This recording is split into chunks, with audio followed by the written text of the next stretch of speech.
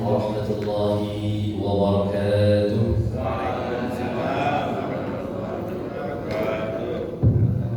Innal hamdalillah nahmaduhu wa nasta'inuhu wa nastaghfiruh wa na'udzu billahi min shururi anfusina wa sayyiati a'malina. Man yahdihillahu fala mudilla lahu wa man yudlil fala hadiya lahu. Asyhadu an la ilaha illallah wahdahu la syarika lahu wa asyhadu anna Muhammadan 'abduhu wa rasuluh. Allahumma salli ala habibina wa syafi'ina wa qurrati a'yunina Muhammadin sallallahu alaihi wasallam wa ala alihi wa ashabihi wa man tabi'ahum bi ihsan ila yaumiddin. Usikum wa nafsi bi taqwallah faqad faza al-muttaqun. A'udzu billahi minasy syaithanir rajim. Bismillahirrahmanirrahim.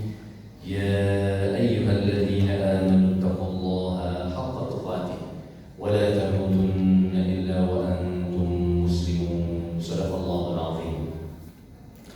Bagaimana kabarnya Bapak Ibu semua? Alhamdulillah sehat-sehat. Alhamdulillah. Kita bersyukur. Alhamdulillah Bu ya. Alhamdulillah.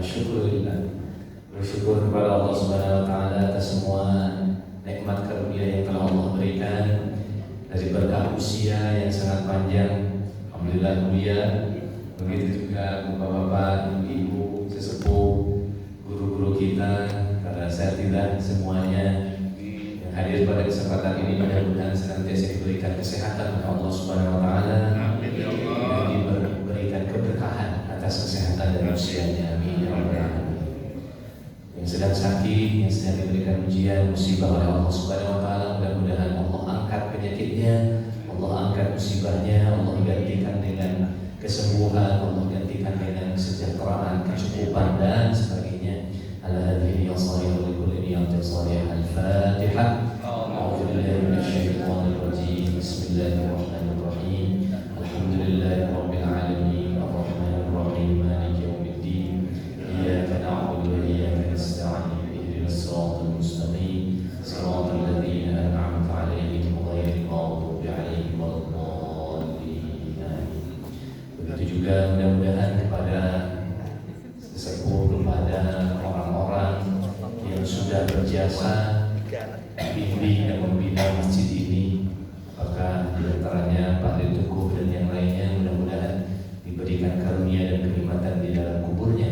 Begitu juga para orang tua, para almarhumah yang lain. Ala hadhihi as-salihah. Al-Fatihah. A'udzu billahi minasy syaithanir rajim. Bismillahirrahmanirrahim. Alhamdulillahirabbil alamin. Arrahmanir rahim. Maliki yaumiddin. Iyyaka na'budu wa iyyaka nasta'in. Ihdinas siratal mustaqim. Siratal ladzina an'amta 'alaihim ghairil maghdubi 'alaihim waladdallin. Alhamdulillah, meskipun sempat hujan sebentar tadi ya, jam 3 lebih sempat hujan sebentar di daerah Ciater, maksudnya kan gerimis ya sama Dede, Masya Allah. Tapi tidak mengurungkan niat kita semua untuk berangkat ke masjid, untuk melaksanakan sholat berjamaah, untuk mengikuti kajian, untuk menuntut ilmu, untuk saling mewasiatkan dalam kebaikan dan kesabaran. Mudah-mudahan keikhlasan Bapak Ibu kita semua dicatat oleh Allah Subhanahu wa taala sehingga menjadi pemberat mizan nanti di akhirat kelak. Amin ya rabbal alamin. Karena benar-benar kita semua akan sangat membutuhkan amalan kita nanti di akhirat. Ketika kita sedang kepanasan, ketika kita sedang sengsara, ketika kita sedang mencari pertolongan, dan semua orang pun seperti itu. Orang tua kita, istri kita, suami kita, anak kita, tetangga kita, apalagi cuma pimpinan kita, semuanya sibuk. Semuanya sibuk mengurusi dirinya. Sehingga mudah-mudahan semua aktivitas amalan kita ini tetap menjadi teman sejati kita. Dalam hadis Rasulullah SAW menyampaikan teman itu ada 3. Kadang-kadang dipandang teman sejati, 1 harta, 2 keluarga, 3 apa yang ketiga? Amal soleh yang benar-benar menjadi teman sejati kita. Yang pertama dan kedua seringkali melupakan kita. Di dunia itulah yang kita kejar. Tapi keluarga hanya mengantar kita sampai kuburan. Itu pun gak masuk ya. Padahal dulu ketika pandangan pertama sehidup Masya Allah ya Allah. Ya begitulah pada Allah masyafa'an. Ya mudah-mudahan kekasih-kekasih kita, orang tua kita yang telah dipanggil oleh Allah SWT mendapatkan kemuliaan karunia di dalam kuburnya. Itu keluarga, begitu juga harta. Mengatakan kepada kita, aku senantiasa bersamamu dan aku yang selalu kau cari. Ya, tapi sayang banyak sekali harta yang bukan milikmu, kata Rasulullah SAW. Dan kata dia, lalu ternyata ada yang ketiga, yaitu amal. Ana ma'ak haitsu dakhalta wa haitsu kharajta. Ana ma'ak, aku senantiasa bersamamu haitsu dakhalta wa haitsu kharajta. Kemanapun engkau masuk dan kemanapun engkau keluar. Kalau keluarga, kalau harta terbatas begitu menghadapi pintu malaikat, mereka tidak bisa menerobosnya. Tapi amalan senantiasa mendampingi kita, dan amalan itu curhat sama kita nanti. Dan akulah yang selalu engkau lupakan selama hidupnya. Masya Allah. Mudah-mudahan kita tidak gagal fokus bahwa teman sejati hakiki yang senantiasa akan mendampingi kita, solider kalau kata bahasa anak zaman dulu. Dan solider mau kemanapun, ngikut, ngintil kemana-mana. Ya. Itu adalah amal. Masya Allah. Mudah-mudahan kecil ataupun besar, ternyata itu semua akan membantu kita di hadapan Allah Subhanahu wa Ta'ala. Amin. Ya Rabbal Alamin. Baik, Alhamdulillah, insyaallah pada subuh ini, pada pagi ini kita akan melanjutkan pembahasan tafsir dan tadabbur surat Al-Qalam. Insyaallah kita akan lanjutkan dengan ayat yang sudah kita bahas. Sebelumnya kita tilawah dan tadarus terlebih dahulu. Kita sudah sampai di surat ke berapa Pak? 14. Jazakumullah khairan Pak. Alhamdulillah, para sahabat Rasulullah SAW kalau membaca ayat-ayat seperti ini, mereka menangis. Rasulullah diceritakan ketika membaca ayat-ayat tentang adab akhirat, kelompok manusia nanti di akhirat, itu mereka menangis sampai air matanya membasahi janggut mereka. Itu dikabarkan seperti itu. Pantas kalau mereka dijamin masuk surga. Karena ada 10 sahabat yang dijamin masuk surga. Dan di antaranya khalifah yang 4. Mengapa demikian? Karena mereka mendengar ayat-ayat seperti ini itu menangis. Ya, saya dari tadi mengusahakan menangis gak turun-turun ya.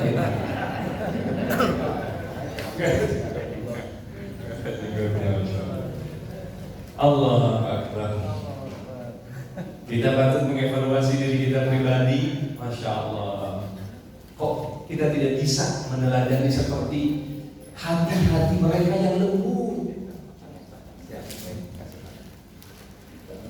Padahal katanya mereka itu dilahirkan di Arab Saudi yang gersang padang pasir. Seharusnya mereka ini memiliki watak yang keras. Ya, gitu ya. Watak yang keras, Arab Badui, orang jahiliyah, sukanya berperang, judi, gitu ya. Membunuh dan lain-lain. Begitulah mereka. Tapi lihatlah, ketika mereka mengenal hidayah, maka hati yang keras itu berubah menjadi hati yang paling lembut. Allah. Hati yang tadinya keras, mereka boro-boro tidak menerima nasihat, menyembah berhala. Panas cuacanya, terus mereka dipanasi oleh matahari seperti itu. Ya, kita juga begitu ya kadang-kadang. Kalau cuaca lagi panas, bawaannya gimana Pak? Ada yang nyenggol dikit, wah udah senggol bacok ini. Jadi, ya katanya sih begitu, tapi ternyata setelah mereka mengenal Islam, lihat Umar bin Khattab datang dalam keadaan marah, ingin membunuh Rasul, tapi hanya membaca 2 huruf. Apa itu? Toha. Allahu Akbar. Lihatlah, ketika Al-Quranul Karim datang menyentuh hati-hati manusia yang tadinya keras membatu, menjadi hati yang lembut, selembut kapas. Sampai-sampai Umar langsung ambruk. Para sahabat ketika membaca ayat-ayat seperti ini menangis mereka. Coba bayangkan, ayat ini berbicara tentang akhirat. Allah mengumpamakan kehidupan ini bagaikan hujan. Siapa yang tidak kenal hujan? Ya, hujan turun, lalu kemudian membuat tanaman-tanaman menjadi tumbuh subur. Lalu kemudian setelah subur, hijau menguning, setelah menguning, kering, setelah kering, hilang. Itulah kata Allah, perumpamaan kehidupan. Dilanjutkan ayat setelahnya, al-mal wal banun zinatul hayatid dunia. Harta dan keturunan hanyalah perhiasan yang akan datang seperti hujan. Betul bahwa hujan itu membuat subur. Kita merasa senang hidup dengan keluarga, dengan harta. Kita senang, merasa diberikan rezeki, merasa diberikan keberkahan. Tapi ingatlah, itu semua tidak akan kekal abadi.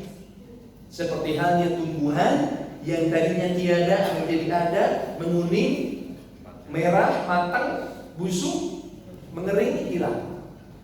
Itulah kehidupan dunia yang kita rasakan ini. Lalu kemudian Allah bilang di sini, wa yawma nusayyirul jibal wa taral arda barizatan wa hasyarnahum falam nughadiru minhum ahad. Engkau akan melihat bagaimana gunung-gunung berjalan. Masya Allah. Kemarin 2 minggu lalu ya, di Cisarua, Bandung Barat, ya, kita melihat yang tadinya bukit tiba-tiba terhempas rata, yang tadinya ada perkampungan tiba-tiba tertutup semua. Begitu juga di Sumatera sebelumnya. Allahu Akbar. Itu baru gunung-gunung tanah. Nanti kita akan melihat gunung-gunung bebatuan yang akan Allah perjalankan, yang akan Allah pecahkan, dentungkan, sehingga gunung-gunung itu akan berterbangan seperti kapas, debu-debu berterbangan. Bayangkan, bebatuan yang keras seperti itu, lalu Allah akan takdirkan bebatuan itu menjadi debu yang berterbangan. Berarti kita bisa lihat bagaimana gunung-gunung akan dihancurkan sehancur-hancurnya. Ya. Lalu manusia akan digiring berbaris. Allahu Akbar. Kira-kira kita akan di barisan yang mana? Allahu Akbar. Wa'uridu ala rabbika saffa. Laqad ji'tumuna kama khalaqnakum awwala marrah. Padahal manusia sudah hancur. Ya. Malaikat pun, Allah bertanya kepada malaikatul maut, siapa yang tersisa? Malaikat Israfil, matikan. Malaikat Israfil pun mati. Siapa yang tersisa? Engkau dan aku. Matilah engkau. Lalu Allah bertanya kepada semua makhluk di dunia ini, limanil mulkul yaum. Coba ya Rabb, bayangkan, tidak ada kehidupan satupun selain Allah yang tersisa nanti. Allah bertanya kepada siapapun, meskipun sudah tiada, limanil mulkul yaum. Untuk siapakah kerajaan hari ini? Siapa yang dulu sombong? Siapa yang dulu takabur? Siapa yang dulu lupa kepada Allah? Limanil mulkul yaum. Siapakah raja yang sebenarnya? Masya Allah. Allah bertanya, meskipun pertanyaan Allah itu memang tidak akan ada yang menjawab, karena ketika itu hanya Allah yang hidup. Lalu Allah pun menghidupkan malaikat satu persatu.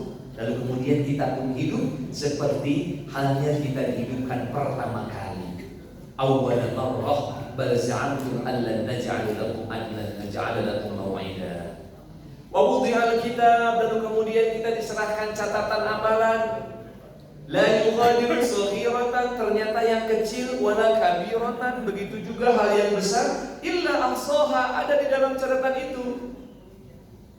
Wa wajadu ma'amilu hadir. Kita hadir di Masjid Al-Hidayah Al-Hashimi tanggal 1 Februari. Tercatat itu Pak Bu. Bagaimana perasaan kita, apakah kita ikhlas atau tidak, tercatat itu insyaallah. Wa wajadu ma'amilu hadir. Kita akan kaget, kita akan surprise. Bahkan bukan hanya kehadiran di sini, mungkin tadi di jalan kita ngapain? Di jalan kita sedekah akan tercatat. Masya Allah. Apalagi kalau sedekahnya di sini akan tercatat pula oleh Allah Subhanahu wa taala. Wa wajadu ma'amilu hadira.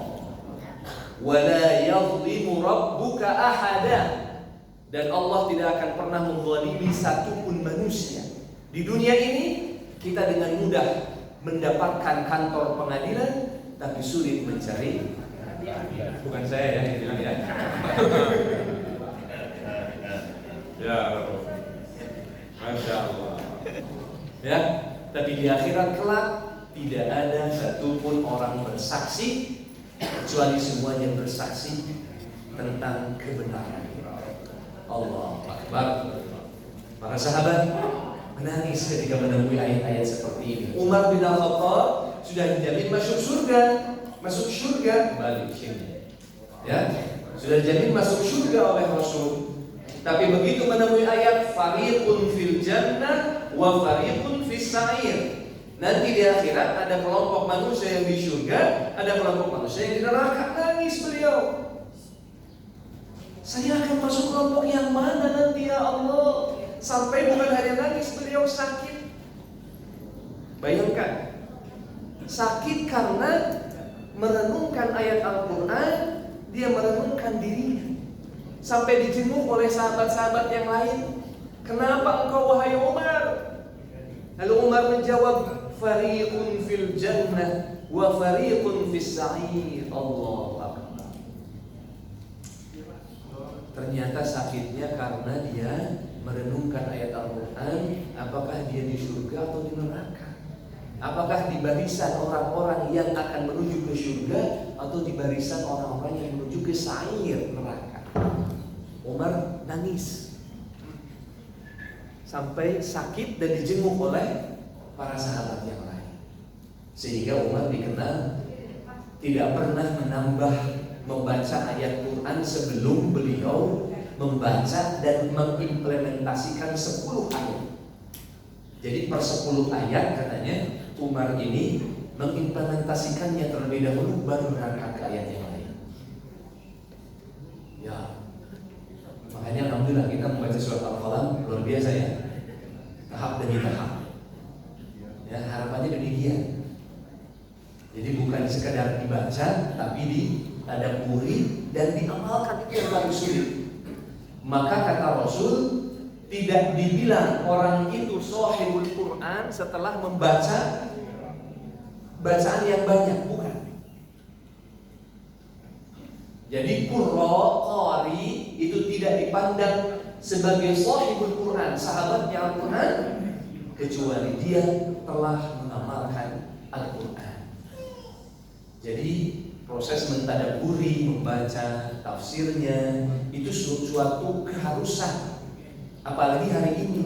Dulu orang-orang kalau pengen tahu apa tafsir ayat-ayat tertentu harus berangkat menuju syekh kabir yang jauh tempatnya. Dari Ciamis berangkat ke Tangerang. Harus seperti itu. Bahkan Banyak juga yang harus ke lebih jauh daripada itu. Kita sekarang ya dimudahkan. Kita punya handphone, kita punya laptop, kita bisa buka tafsir-tafsir. Nah, kalau sudah semudah itu, tapi kita enggan untuk mentadaburi ayat Al-Quran, maka sayang waktu kita. Nanti kita pertanggungjawabkan di hadapan Allah. Untuk apa waktu yang kita miliki? Bagaimana kita bisa bertanggungjawabkan di hadapan Allah? Kalau kita sering mentadaburi ayat Al-Quran, kita bisa bilang, waktuku aku gunakan untuk mentadaburi ayat-ayat Al-Quran.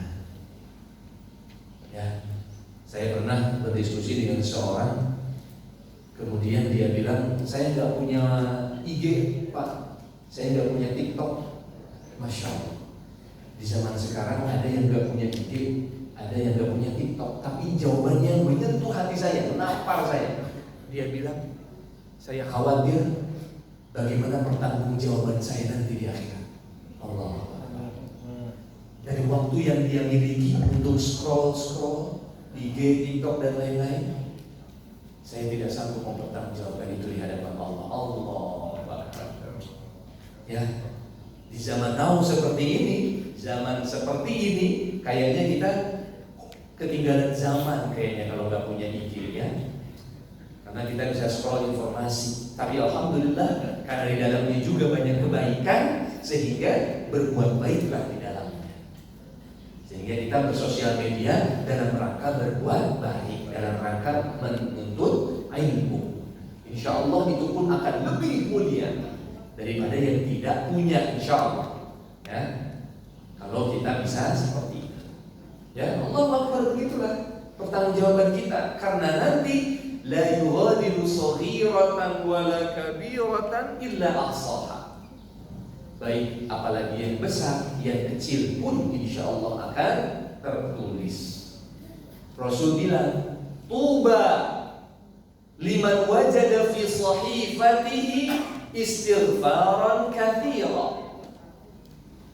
Tuba, beruntunglah, liman wajada fi sahifatihi, yang di dalam catatan amalannya terdapat istighfaran katsira. Apa itu? Istighfar yang banyak. Jadi ternyata nanti kita misalnya mudah-mudahan akan mendapati catatan kita, ternyata banyak sekali kita beristighfar. Istighfar harus 1 menit tidak? Bapak Ibu, istighfar harus 1 menit? Tidak. Istighfar, astagfirullah, astagfirullahaladzim. Bahkan ada yang lebih singkat, apa? Nyebut. Nyebut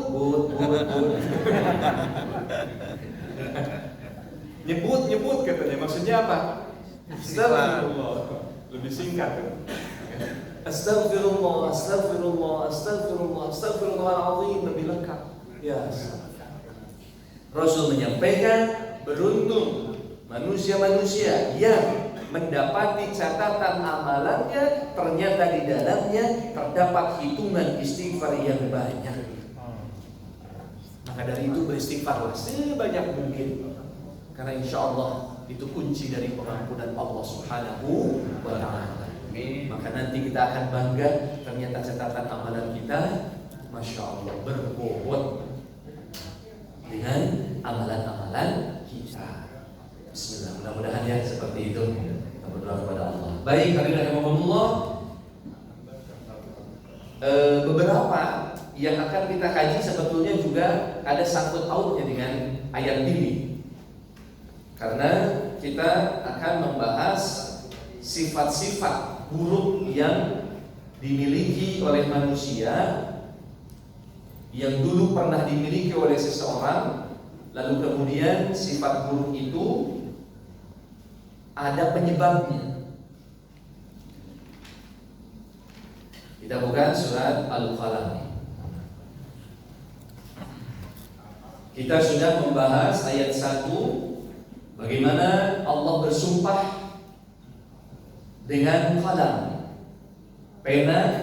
Lalu kemudian ayat kedua, 3, 4, Allah membela Rasulnya di saat Rasulnya dicaci maki, difitnah, dikatakan gila, dikejar untuk dibunuh. Lalu Allah Subhanahu wa taala membela Rasulnya dengan pembelaan yang sangat luar biasa. Ma anta bi ni'mati rabbika bimajnun. Dengan semua kenikmatan yang telah Allah berikan, engkau bukanlah orang gila. Wa inna laka la ajran ghairu mamnun. Dan engkau memiliki pahala yang tidak akan pernah terputus. Siapapun di antara kita selalu bersolawat. Masya Allah. Itu baru kita. Bagaimana dengan yang lain? Terus bersolawat, maka pahala Rasul terus melimpah. Wa innaka la'ala khuluqin azim. Allah menjamin, Allah membela Rasulnya, maka karena Rasulullah memiliki akhlak yang mulia. Setelah Allah membela Rasulnya, Allah bilang sama Rasulnya, fasatu bersiru wa yusiru. Tenang ya Rasul, tenang. Nanti mereka akan melihat, kita semua pun akan melihat siapa sesungguhnya yang sengsara, siapa sesungguhnya yang menang. Karena sungguhnya Allah Maha mengetahui terhadap segala sesuatu itu. Nah, karena demikian Allah Subhanahu wa taala memerintahkan atau melarang Rasul untuk mengikuti manusia yang memiliki sifat-sifat buruk. Kurang lebih ada 10 atau 11 sifat buruk, dimulai dari ayat ke-8 sampai ayat ke-13. Ayat ke-8 sampai ayat ke-13.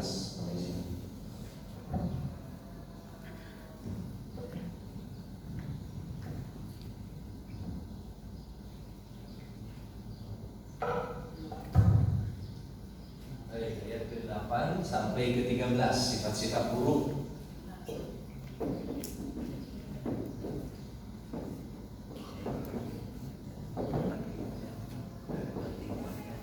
Yang pertama, fala tuti'il mukadzibin.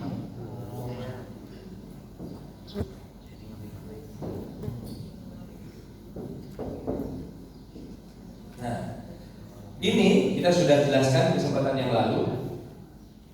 Fala tuti'il mukadzibin.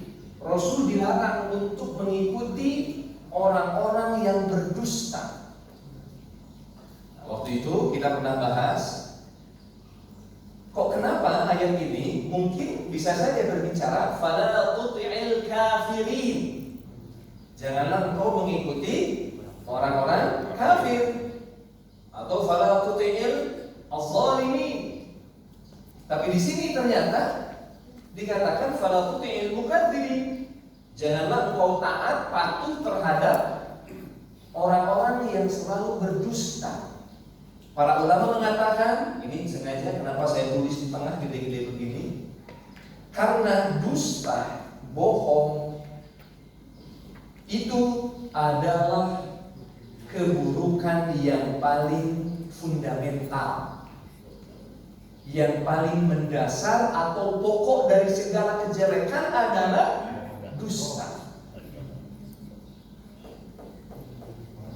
Bahkan para ulama tafsir mengatakan, kenapa di situ dibilang fala tuti'il mukadzibin, tidak dibilang fala tuti'il kafirin?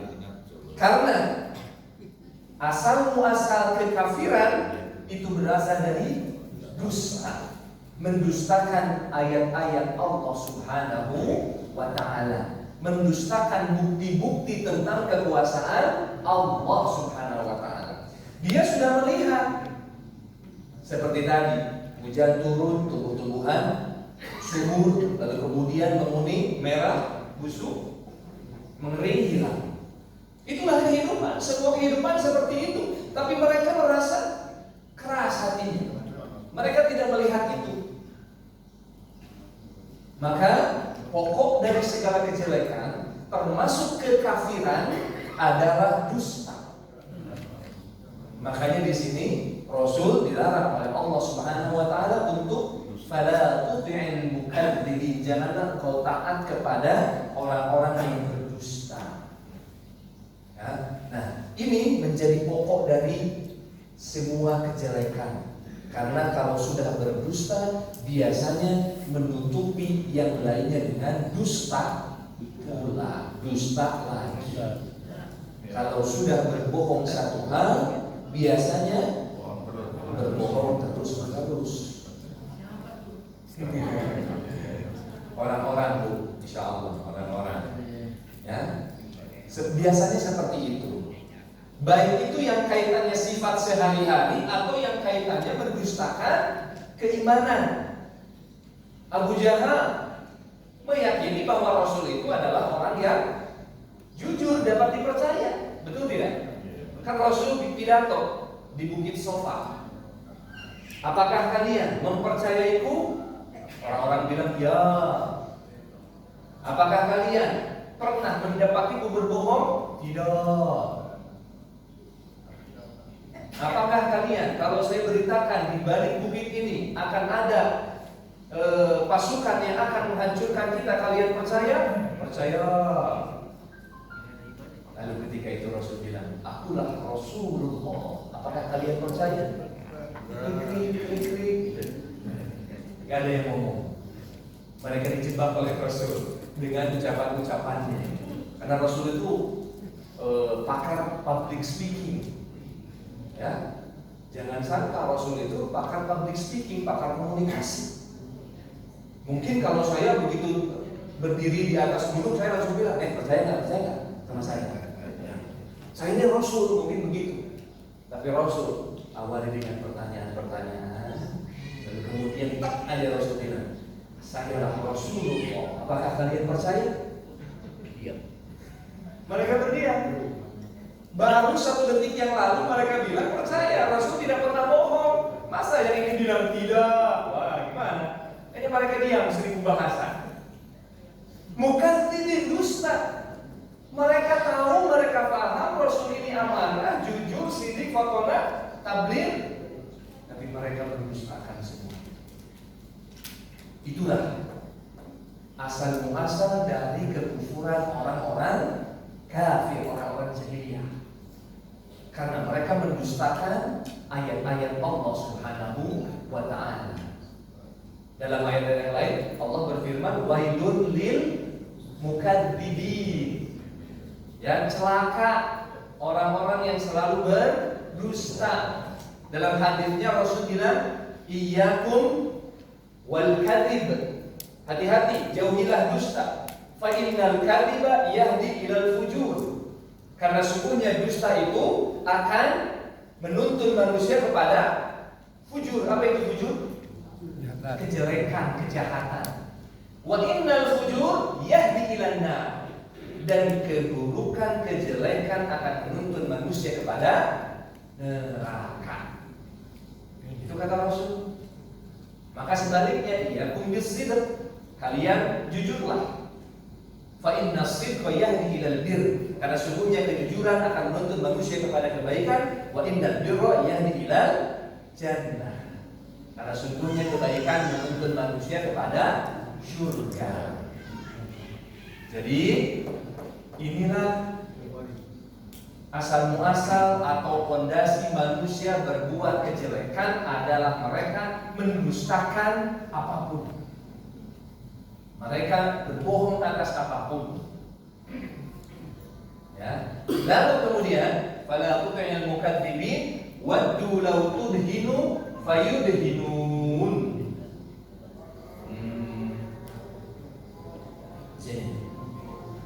Waddu law tudhinu fayudhinun.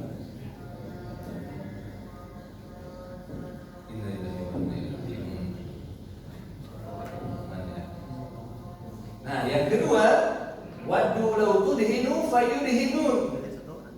Allah bercerita tentang pekerjaan mereka, aktivitas mereka. Biasanya orang-orang kafir itu untuk menutupi dustanya, mereka ini fayudhinun, waddu law tudhinu fayudhinun.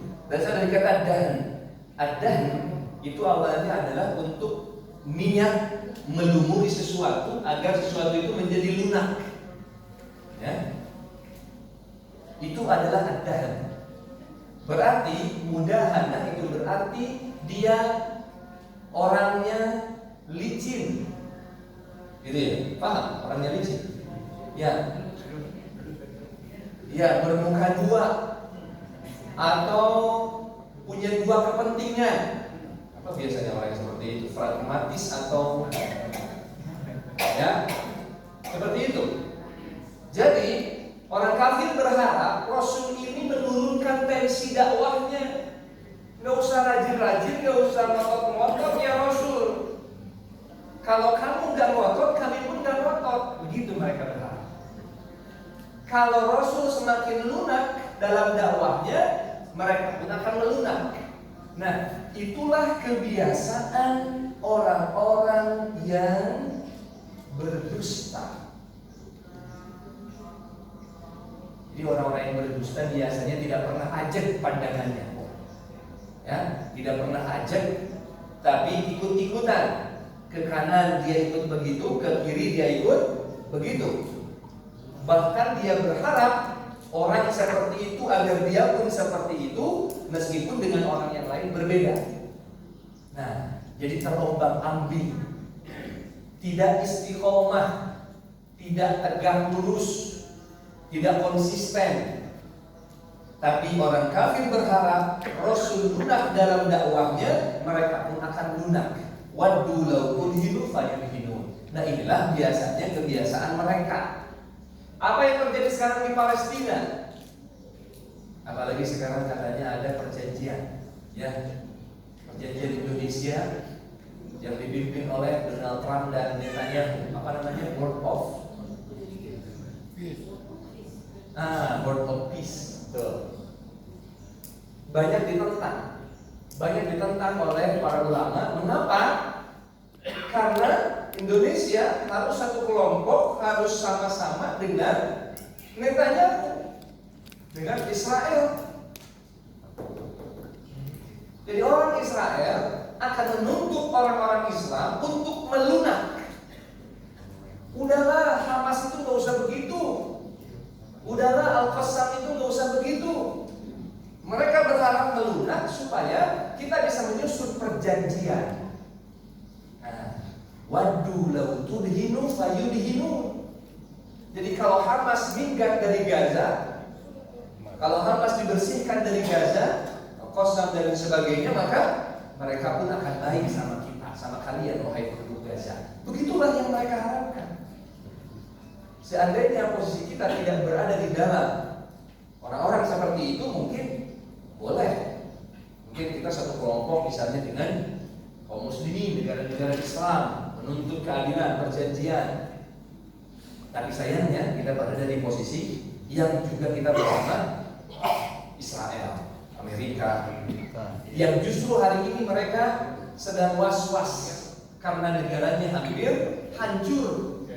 Ya, seperti Amerika misalnya, kondisi hari ini terus memburuk. Maka dia comot sini, comot sana. Seorang presiden Venezuela pun sampai diculik. Bayangkan bagaimana ceritanya presiden negara lain diculik. Ya.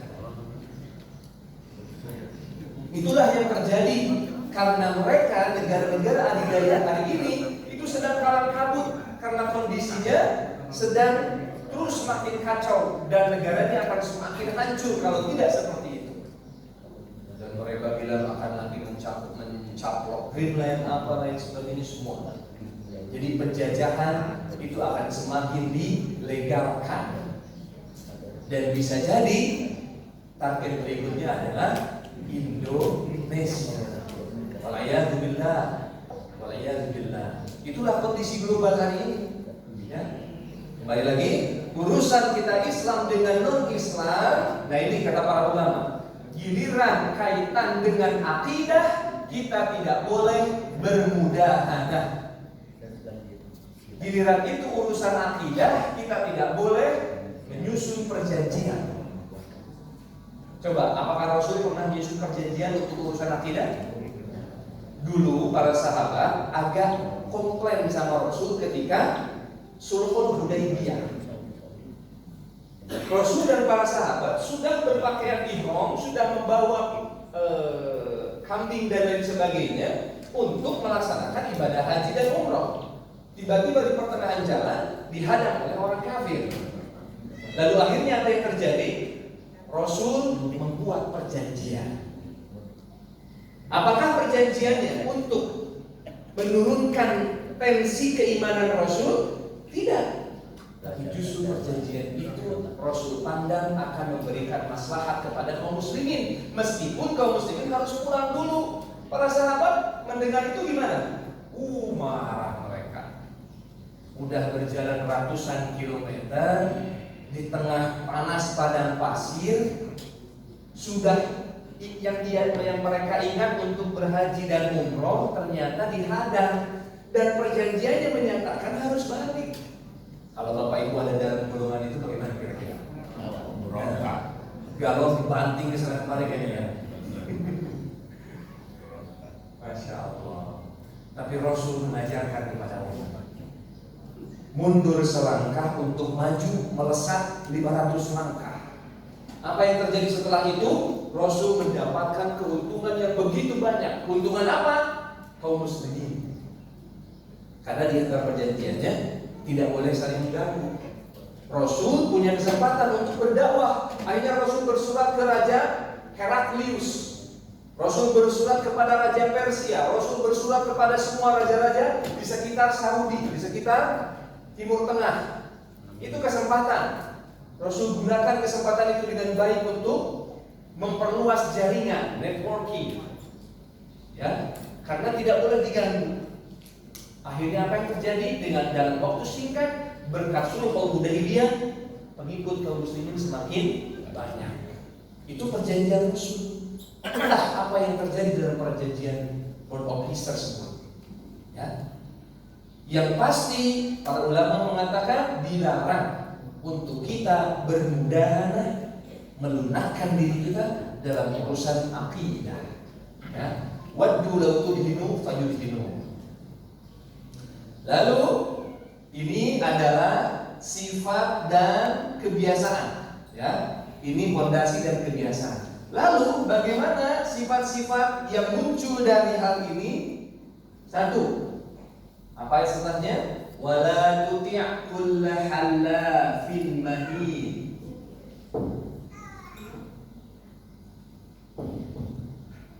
Wala tuti' kulla halafin mahin. Ya Rasul, janganlah engkau taat kepada halaf.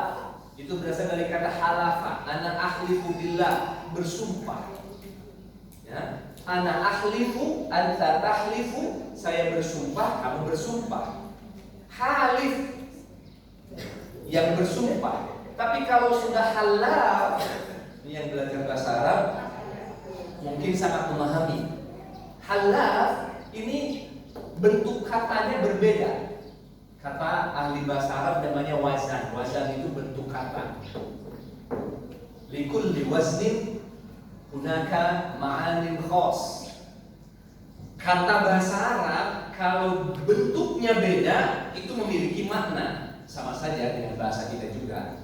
Makan, memakan, dimakan, kan sama ya, berbeda ya. Memakan dengan dimakan sama beda? Beda. Ya. Halif cuma hanya bersumpah satu kali. Tapi kalau halaf ini sudah sighah mubalaghah.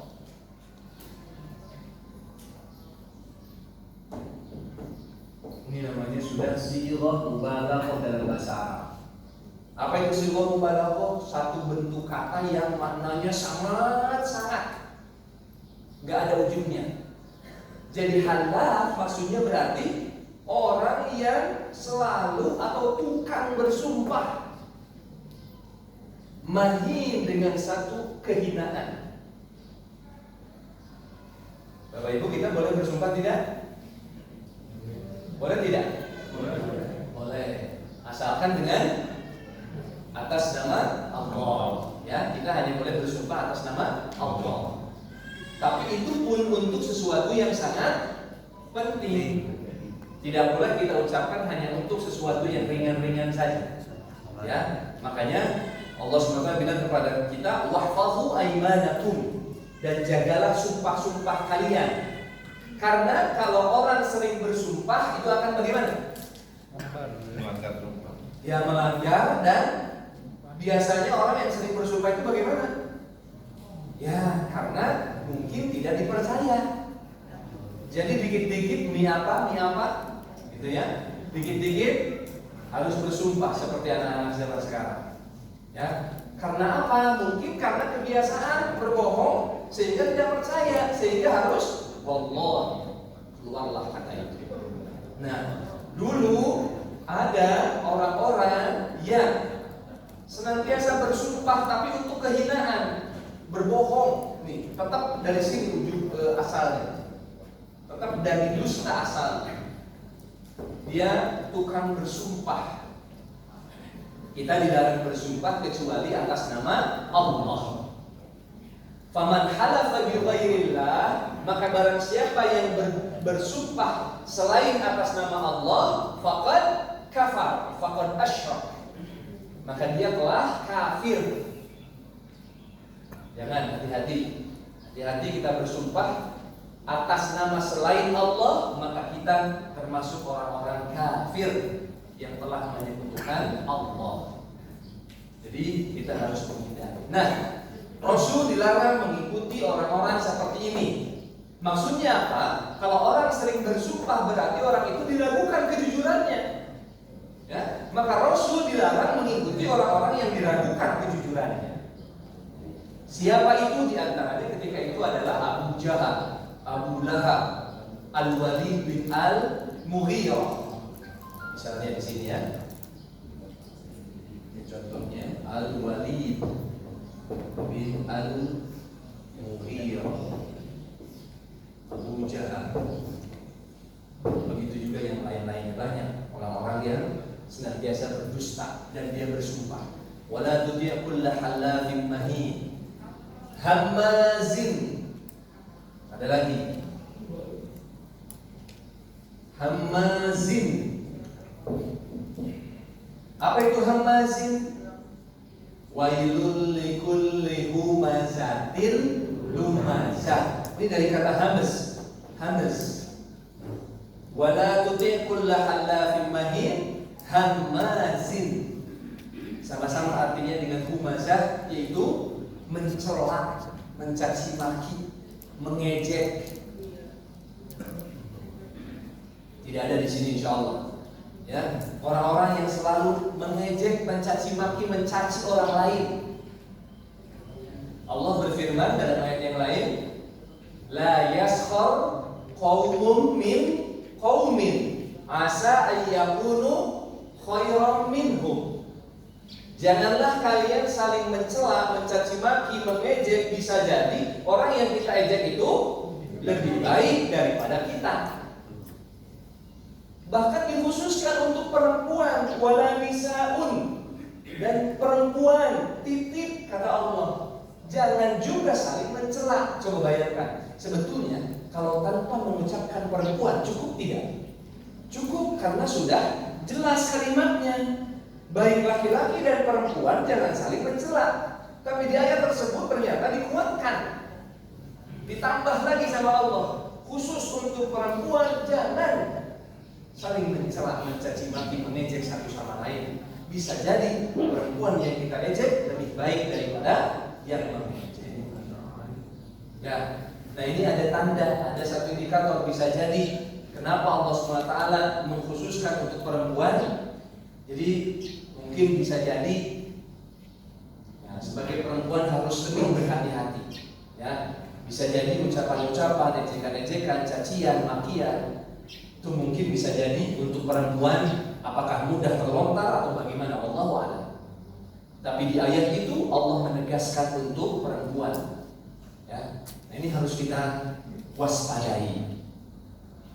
Zaman sekarang mencaci itu tidak hanya bilang sesuatu ya Bapak Ibu. Kita ketemu, dasar lu anak sekarang. Ya, dasar lu titik-titik. Ya. Atau anak zaman sekarang sama kita dulu biasanya ejek-ejekan dengan memanggil nama orang tua. Ternyata sampai sekarang begitu Pak.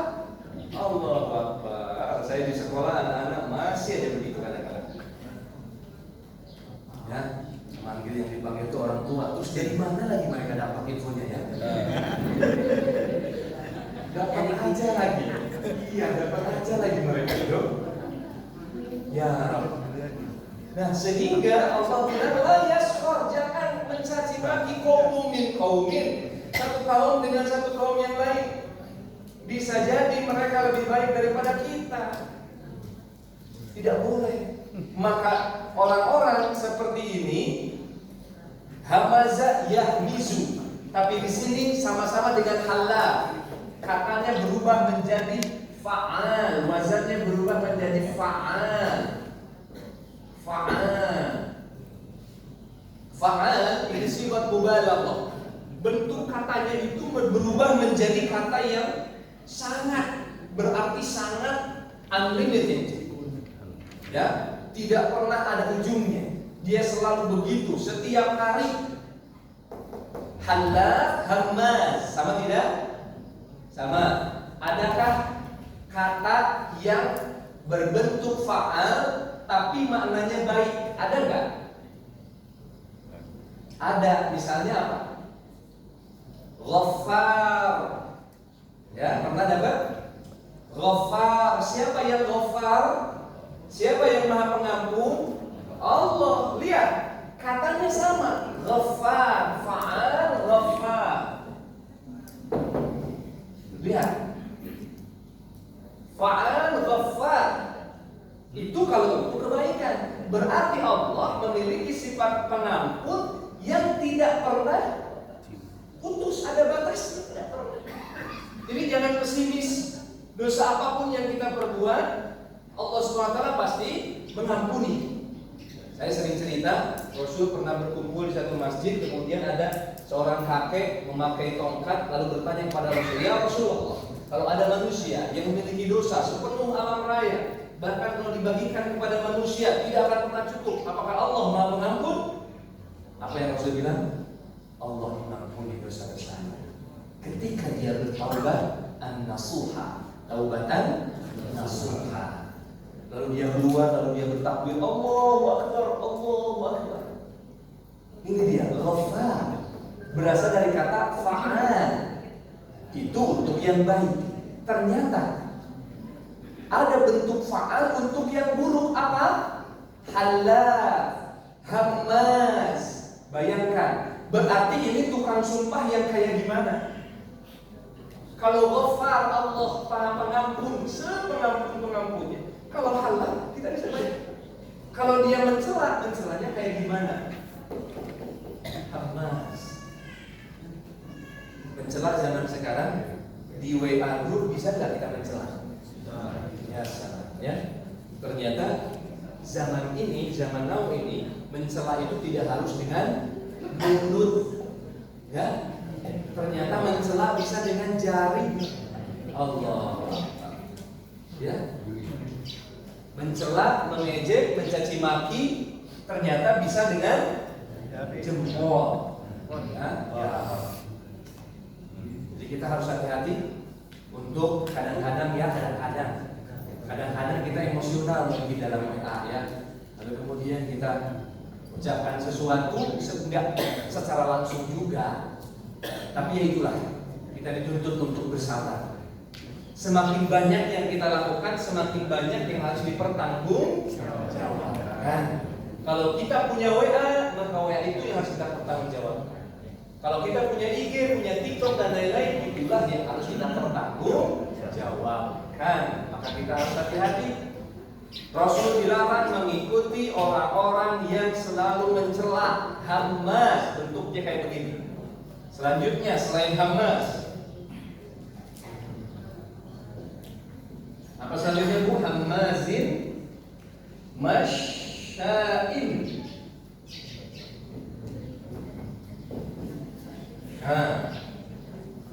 Yang selanjutnya masya'in. Coba bentuknya sama gak dengan yang sebelumnya? Masya sama dengan hamas? Sama ya? Hamas sama dengan halal? Sama ya? Sama fa'al, sama ghaffar, sama bentuknya. Berarti masya itu berasal dari kata masya yamshi, berjalan. Nih, ana amshi ilal masjid. Saya berjalan menuju ke masjid. Itu adalah masya yamshi. Ana amshi anta tamshi. Saya berjalan, kamu pun berjalan. Ya, itu masya yamshi. Berarti kalau masya berarti apa Bu?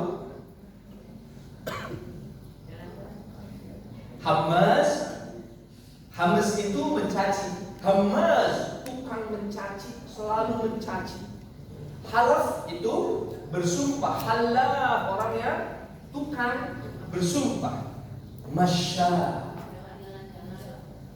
orang yang selalu kesana kemari berjalan. Berjalannya untuk apa? Dilanjutkan katanya, masya'in binamim. Dia kesana kemari, berjalan kesana kemari untuk apa? Namim. Apa itu namim? Namimah. Apa itu namimah? Adu domba. Mengadu domba. Bukan adu domba beneran ya, Bu? Ya. Jadi masya'in binamim adalah sifat buruk untuk orang yang selalu kesana kemari, ke depan ke belakang, ketok pintu sana, ketok pintu sini, telepon sana, telepon sini, WA sana, WA sini. Untuk apa tujuannya? Namimah, mengadu domba. Provokator bisa. Provokator untuk kejelekan. Ada provokator untuk kebaikan? Oh, ada. Oh, motivator bisa. Ya. Berarti provokator selalu yang buruk. Oke. Namimah, adu domba. Biasanya begini. Dalam WA itu. Maksud saya sih bukan apa-apa ya, mohon maaf. Misalnya. Lalu dia ketik sesuatu. Ya. Maksudnya sih bukan untuk apa-apa, maaf ya. Kata dia sih kamu begitu. Ya, misalnya dengan halus ya, kita haluskan, tapi membuat si orang yang kita bicarakan marah kepada si A. Giliran dia berangkat ke si A, bilangnya gimana? Ya, saya sih bukan membela dia. Saya sih bukan membela kamu, saya sih bukan menyalahkan kamu, saya sih bukan menyalahkan dia. Cuma. Nah, itu dia. Ya. Jadi ternyata orang-orang yang selalu berjalan ke sana kemari, aktif, menghubungi satu, menghubungi yang lain untuk mengadu domba orang lain, mengadu domba antara si A dengan si B. Nah, ini harus hati-hati. Ternyata ini adalah salah satu sifat yang Allah gambarkan dalam ayat ini. Ya, Hamas, dia mencaci maki, tukang mencaci maki. Masya'in binamim, dia berani kesana kemari untuk mengadu domba antara yang satu dengan yang lainnya. Akhirnya antara ibu dengan ibu yang lain saling bermusuhan. Antara bapak dengan bapak yang lain saling bermusuhan. Wal'iyadzubillah, hati-hati. Ya, itu masya'in binamim. Selanjutnya, manna'. Terus manna'in lil khairi.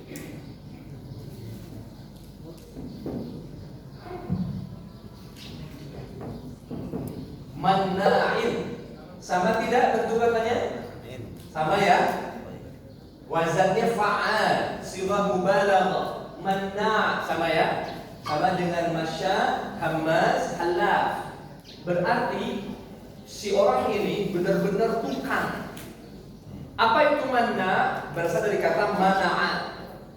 Ana amna'uka li'an tadhaba ilal misalnya Bandung, karena ada musibah. Saya mencegah, saya melarangmu untuk pergi ke Bandung karena ada musibah. Jadi al-manu, manu itu adalah larangan, melarang. Berarti mana? Berarti apa, Bu? Orang itu selalu melarang, selalu mencegah. Mencegahnya apakah untuk sesuatu yang baik atau tidak? Lil khairi. Orang itu selalu mencegah orang lain untuk berbuat baik. Ini masalahnya. Kalau melarang karena di sana ada suatu kejelekan, terima kasih. Ya, alhamdulillah dikasih tahu sehingga nggak jadi berangkat. Tapi kalau larangan itu melarang suatu kebaikan, itu yang juga menjadi sifat buruk dalam pembahasan di surat ini. Manna'il lil khairi. Ya, ada yang mau bersedekah dilarang, ada yang mau berbuat baik dilarang, ada yang mau sholat dilarang, ada yang mau ngaji dilarang, dan lain-lain. Mana? Bid'ah. Ya. Katanya kita. Oh, baik, maksudnya gitu ya. Oh, Ya. iya, maksudnya menyampaikan dengan kata-kata gitu. Oh, baik, masya Allah. Baik, ini dalam nih pembahasannya. Iya. Baik, siap. Ya, mungkin bisa jadi karena sesungguhnya kalau masalahnya khilafiyah, sebetulnya di sana ada ijtihad. Ya, kalau masalah khilafiyah pasti ada perbedaan pendapat.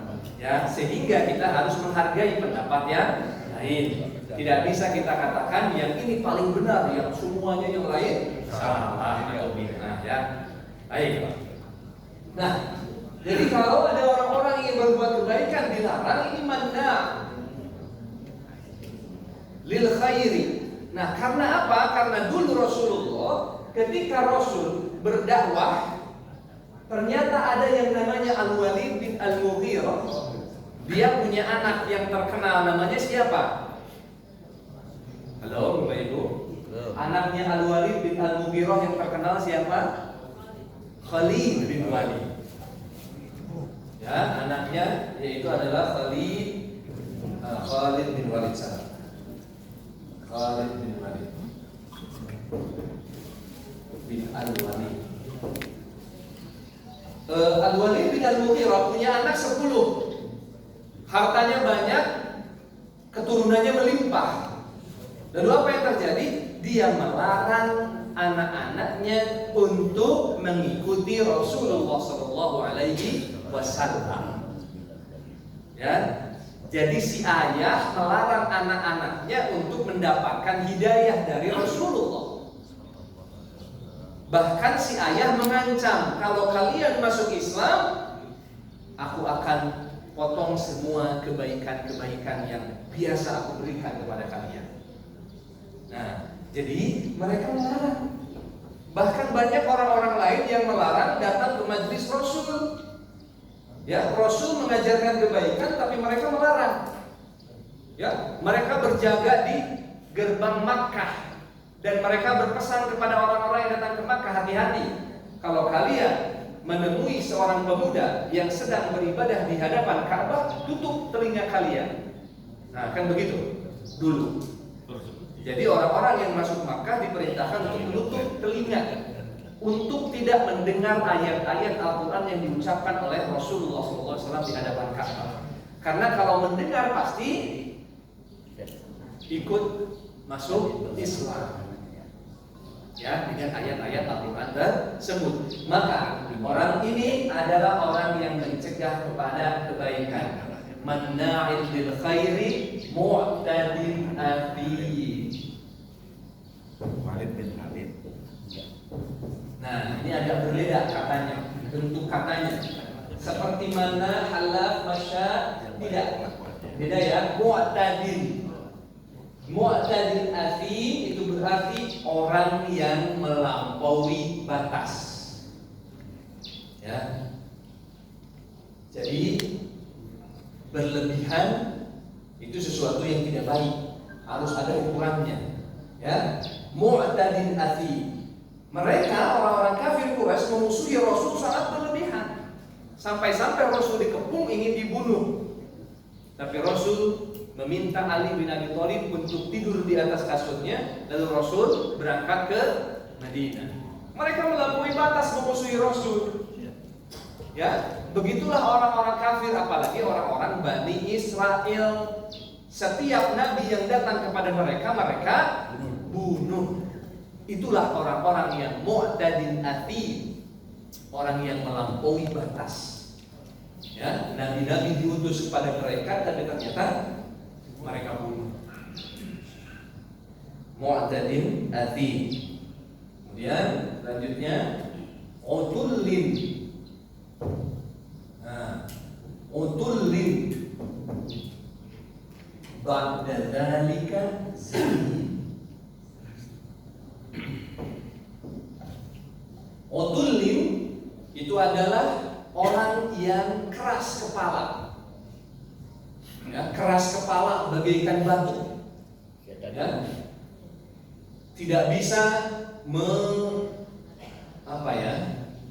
berubah, gitu. Tidak mau berubah, tidak mau lembut seperti itu ya, karena dia keras.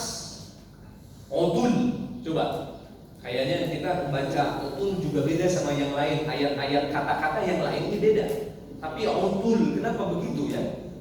Ain domah, tak domah, kemudian lam. Utul. Itu seolah-olah membuktikan dari kata tersebut bahwa kata itu adalah kata yang tidak baik dan menandakan sesuatu yang keras. Jadi utullin itu berarti orangnya keras kepala. Al-Walid bin Al-Mughirah, apakah sudah berhadapan dengan Rasul membaca ayat Al-Quran? Sudah. Dia bilang tentang ayat Al-Quran yang dibaca Rasul adalah inna fihi lahalawah.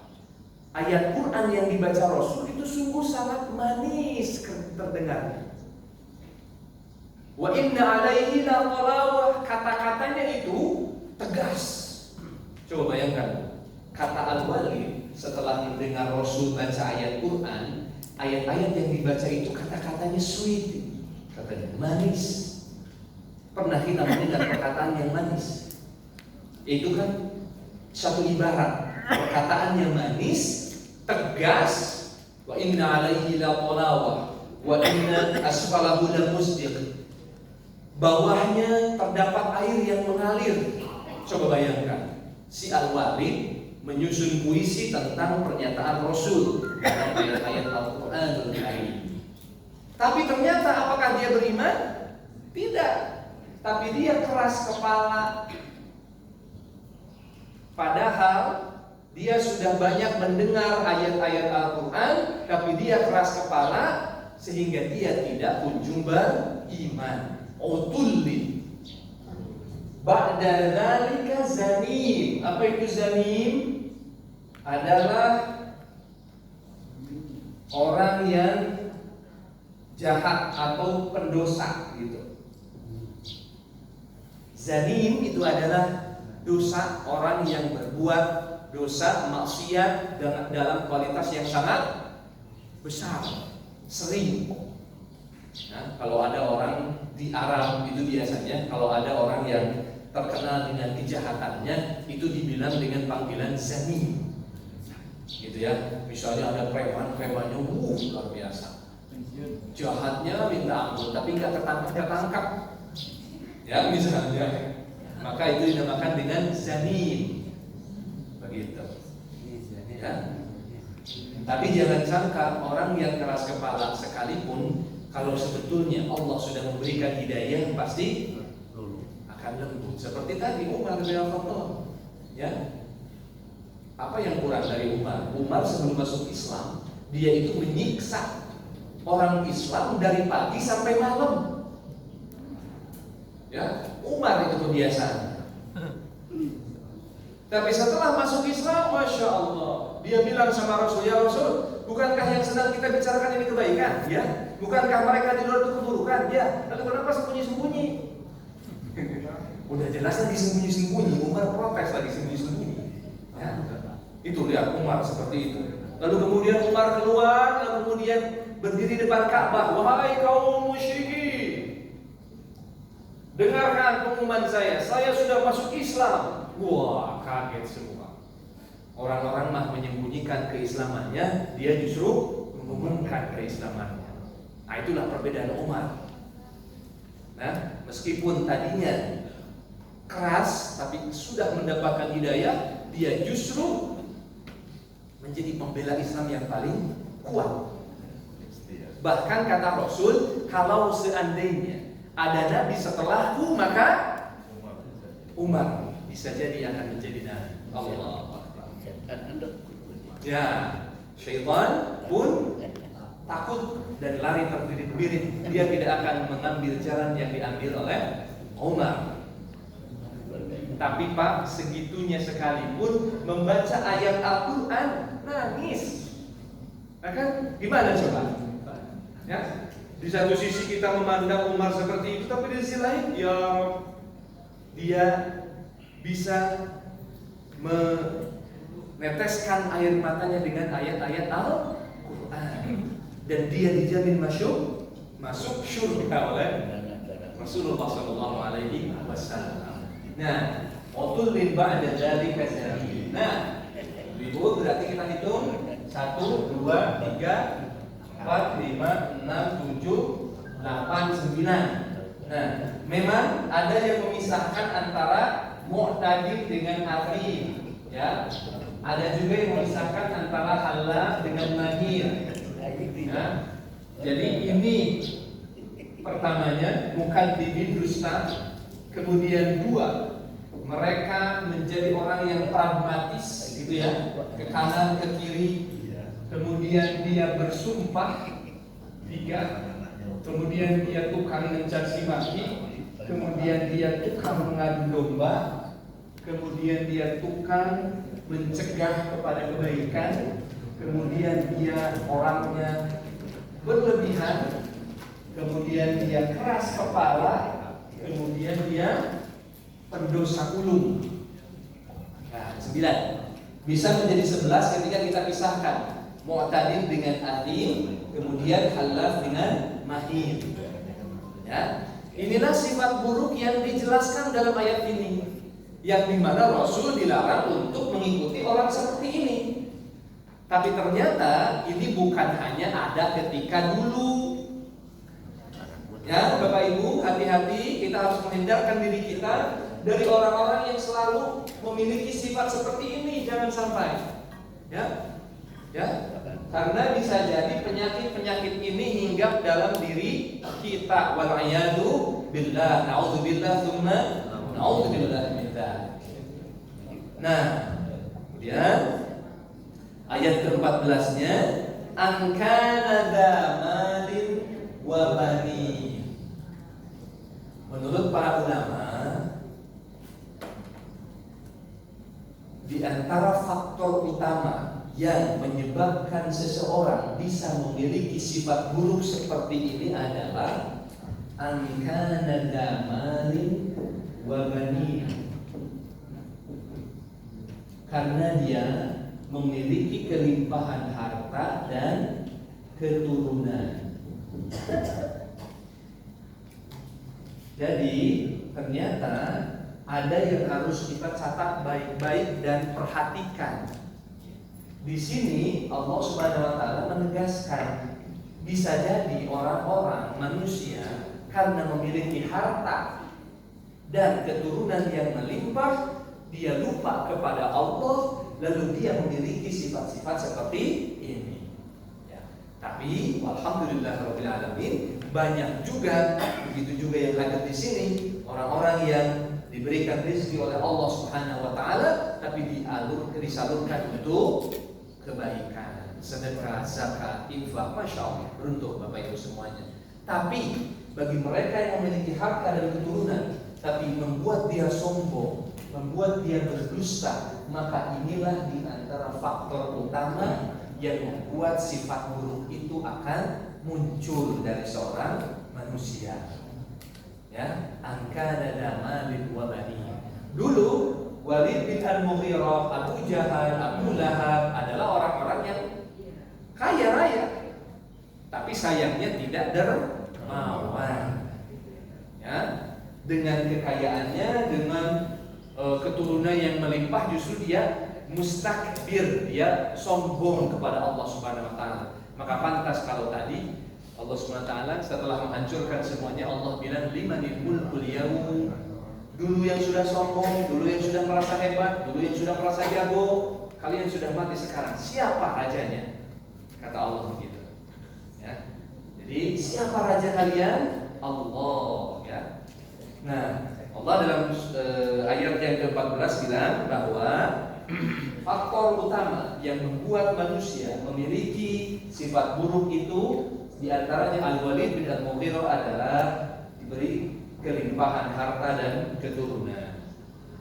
Yang bagaimana idza tutla alaihi ayatuna qala asatirul awwalin, yaitu yang bagaimana orang kaya yang bagaimana?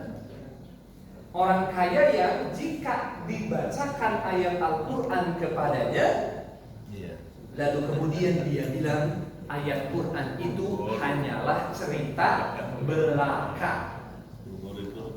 Gitu. Jadi orang kaya, orang yang memiliki keturunan yang banyak yang seperti apa yang diadab oleh Allah adalah orang yang ketika dibacakan ayat Al-Quran dia menganggap bahwa ayat Quran itu hanyalah cerita belaka yang bukan membimbingnya dalam kehidupan.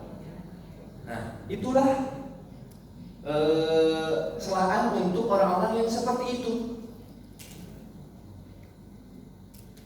Ada juga Utsman bin Affan. Utsman syahid, saya pernah ceritakan. Utsman syahid di atas Al-Quran.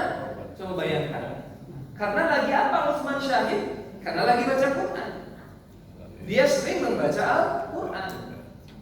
Khalid bin Walid, nah ini dia, anaknya Walid bin Al-Mughirah. Khalid pernah bilang, suatu kali dia pulang dari jihad. Khalid itu siapanya? Rasul, panglima Rasulullah Shallallahu Alaihi Wasallam. Suatu kali dia pulang dari peperangan, lalu kemudian apa? Dia membawa Al-Quran, lalu kemudian dia peluk Al-Quran, lalu kemudian dia cium dan dia nangis. Kenapa? Dia mengucapkan, mohon maaf, saya semakin jarang membaca Al-Quran karena saya sibuk dengan jihad. Allahu Akbar. Apakah jihad keburukan? Wah, justru kebaikan. Siapa yang berani angkat senjata sekarang untuk berangkat ke Palestina? Siapa? Ayo.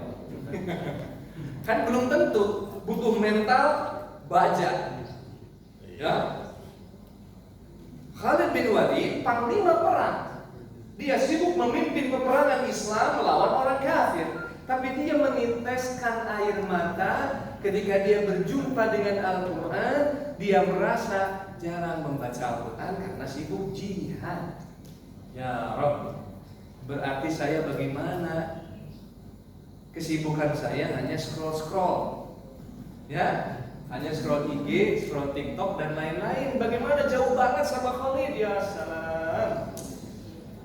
Ya, Khalid itu nangis karena sibuk jihad. Saya sibuk dunia, kata bapak ya. Sibuk ngurusin dunia, masya Allah. Tapi saya yakin bapak ibu tidak seperti itu.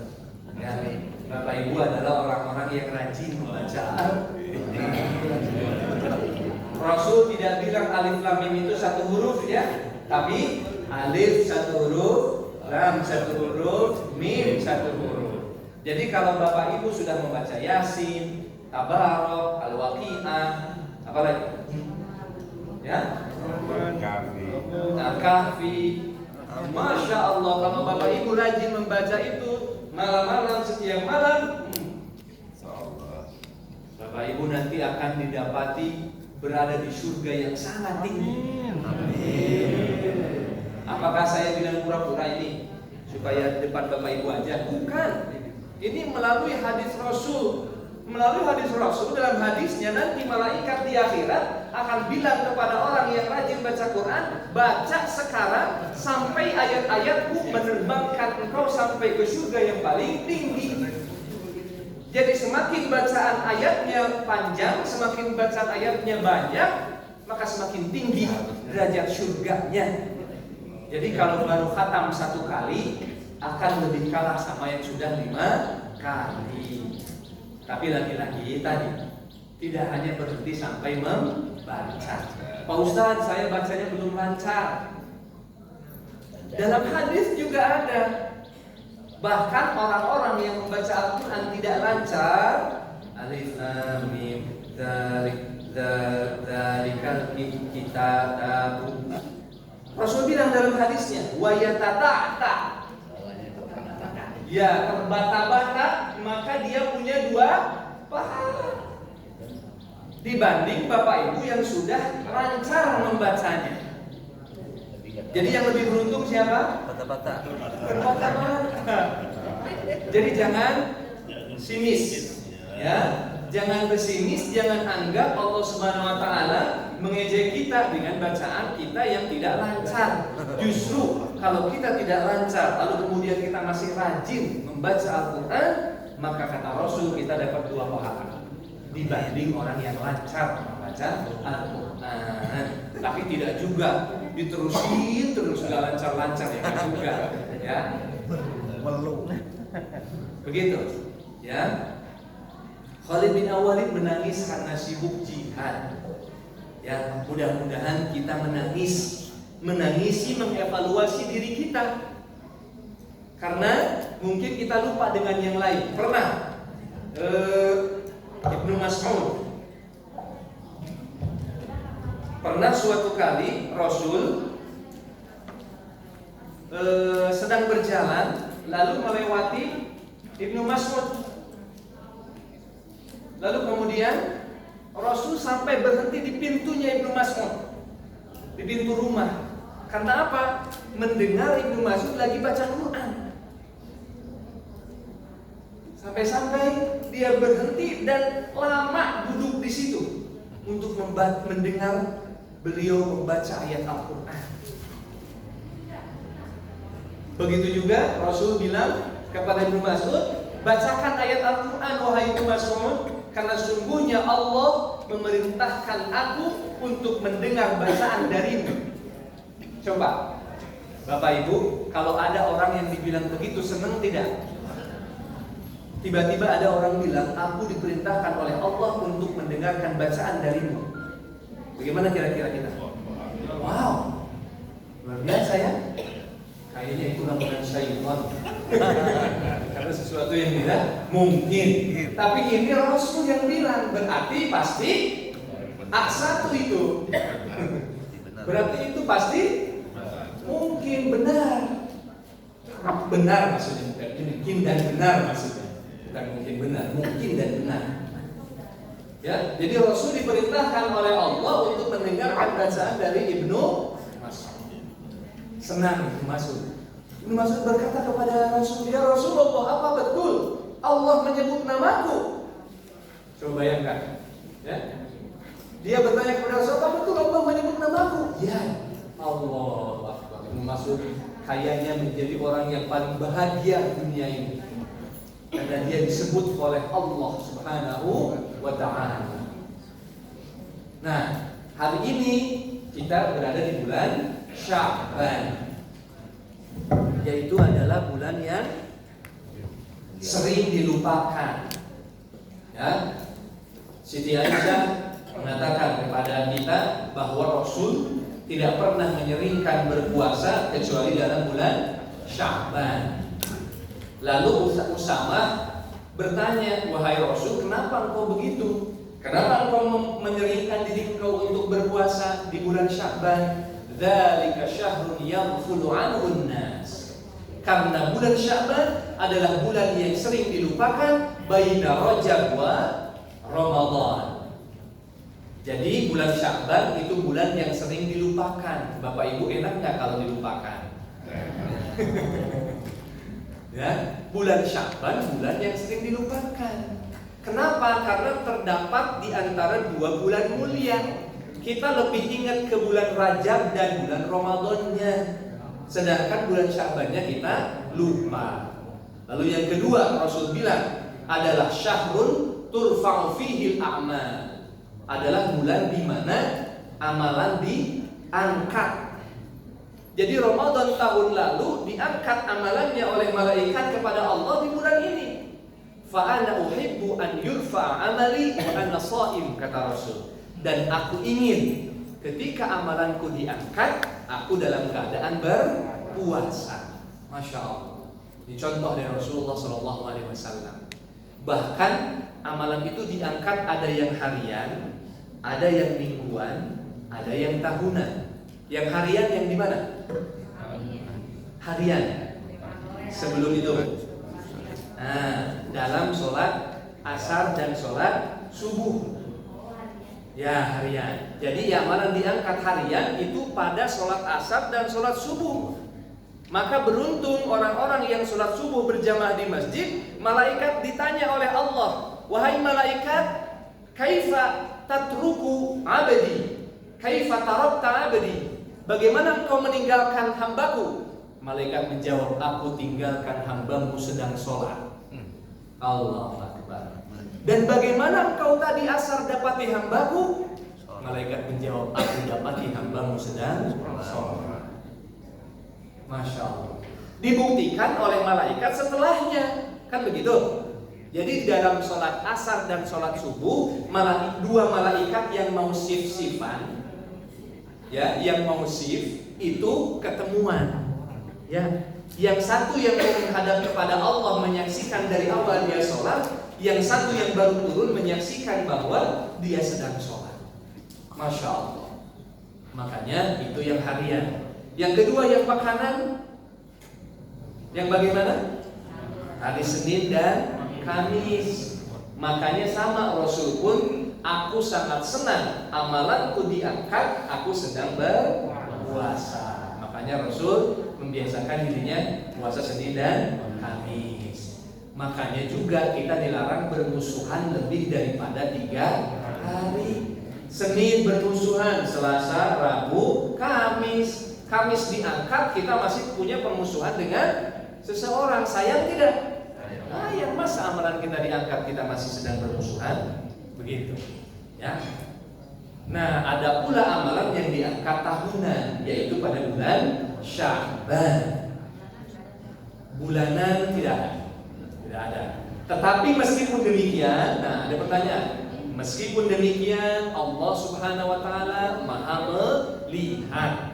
Untuk apa Allah mengutus malaikat-malaikat yang mencatat amalan dan diangkat amalan-amalan kita? Untuk menjadi keadilan bagi manusia. Rahman dan Rahimnya, dokumentasi keadilan bagi manusia, agar manusia nggak bisa ngeles. Bapak Ibu, anak-anak kita suka ngeles ya. Ya, terutama kalau anak kita nggak kita awasi, dia ngeles pasti. Tapi kalau diawasi gimana? Ya nggak bisa bohong. Begitu juga kita. Malaikat ada di samping kanan, ada di samping kiri. Setiap asar subuh bergantian, setiap Senin Kamis bergantian, setiap Sya'ban diangkat amalan. Maka kita nggak bisa ngeles. Ya Allah, padahal saya dulu, tidak bisa. Ya, yang akan bersaksi bukan mulut yang sering berdusta ini, tetapi anggota tubuh, tangan, kulit akan berbicara di hadapan Allah, akan bersaksi di hadapan Allah. Nah, jadi ternyata Usama mendapatkan jawaban dari Rasul. Rasul sering berpuasa karena bulan ini bulan diangkat amal. Maka para ulama diantaranya ada 3 amalan. Yang pertama puasa, yang kedua adalah bertaubat. Bertaubat, beristighfar. Tadi kan kita mendapatkan hadis, barang siapa yang di dalam catatan amalannya banyak terdapat istighfar, maka beruntung orang itu. Ya. Jadi itu yang kedua. Yang ketiga adalah tilawatul Quran, membaca Al-Quran. Ya. Jadi itu 3 amalan yang harus kita biasakan di bulan Sya'ban untuk bersiap menghadapi Ramadan. Jadi kita nanti begitu tarawih pertama enggak jet lag, ya, enggak kaget. Makanya pantas kalau ada anak-anak bilang tiba-tiba Ramadan, tiba-tiba Ramadan katanya. Ya, namanya juga bocah, ya, namanya juga bocah yang dia ingat kayaknya takjil aja, ya, yang dia ingat lagi tarawih senggol kanan senggol kiri, ya, yang dia ingat cuma begitu-begitu. Tiba-tiba katanya tiba-tiba Ramadan, itulah karena tidak persiapan. Tapi kalau Bapak Ibu pasti menyiapkan segala sesuatunya bahkan dari bulan Rajab. Bulan Rajab kita bersiap, Sya'ban kita bersiap, memasuki bulan Ramadan. Begitulah kebiasaan Rasul dan para sahabat. Sehingga pantas kalau ulama bilang Rajab itu bagaikan angin, Sya'ban itu bagaikan awan, Ramadan bagaikan hujan. Pernah nggak hujan tiba-tiba tanpa ada awan? Ya, cuma di atas ada yang nyipratin kali Bu. Ya. Ya, namanya hujan pasti terjadi karena proses yang ada di dalam awan. Ya, awan ada hampir di atas kita karena angin yang bertiup. Ya, apakah ke atas gunung, ke atas lautan dan lain-lain, sehingga ada proses. Bapak Ibu yang di kimia fisika mungkin yang paham terhadap hal itu. Ya. Gimana Bu? Ya, jadi seperti itu. Ya, jadi itulah bulan Rajab, Sya'ban, Ramadan. Jadi pantas kalau mereka mengaitkan 3 bulan itu, karena tanpa 3 bulan itu kita tidak bisa fokus untuk beribadah di bulan Ramadan. Bahkan kata ulama yang lain, 1 tahun itu yang penting cuma di 3 bulan. Bulan Rajab adalah hari-hari bagaikan pohon, 1 tahun itu bagaikan pohon. Jadi bulan Rajab bagaikan waktu di mana pucuk daun tumbuh. Bulan Sya'ban bagaikan waktu di mana dahan dan ranting tumbuh. Bulan Ramadan adalah hari-hari di mana buah-buah tumbuh. Jadi tidak akan mungkin buah tumbuh kalau tidak ada dahan, tidak ada daun. Jadi tidak mungkin kita memiliki ibadah kualitas di dalam bulan Ramadan kalau kita tidak bersiap dari bulan Rajab dan Sya'ban. Allahu a'lam bishawab. Insyaallah itulah yang bisa kita kaji pada kesempatan ini. Insyaallah pada kesempatan yang akan datang kita akan lanjutkan pembahasan kita pada surat Al-Qalam.